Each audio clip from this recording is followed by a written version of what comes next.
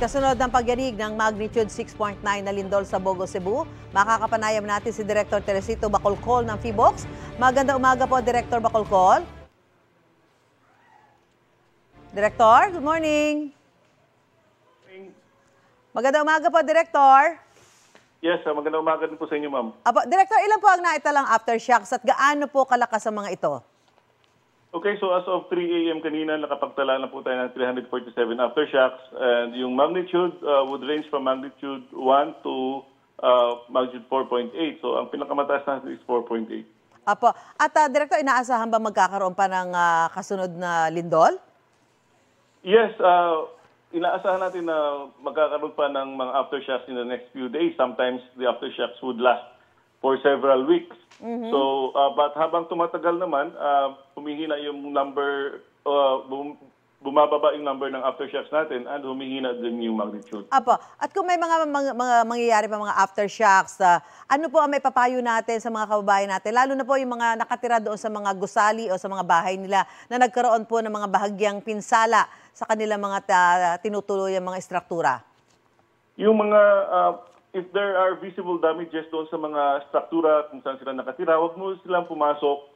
They have to consult their local or municipal or city engineers. Kasi po, kung hindi man ito totally na-damage during the main shock, baka ma-damage ito totally during a strong aftershock.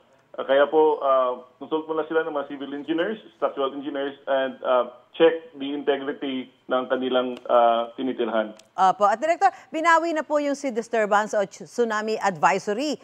Masasabi ho ba natin na safe na talaga yung ating mga baybayin? Yes po, safe na po yung ating mga baybayin kasi kung nagkaroon man ng tsunami, dapat kanina pa, right after nagkaroon po ng pagdindol. So, more than 9 hours na since nangyari yun. So, safe na po. Safe na po yung mga baybayin po natin. Apa, may kinalaman po ba yung lindol sa pagputok kaninang madaling araw ng Bulkan Taal, Director? Wala pong connection yun, yung paglindol kanina sa pagputok ng Taal Volcano. Yung Taal Volcano, every now and then, at alert level 1, ay pumuputok talaga yun, nag-alboroto from time to time. And in fact, we have more than 90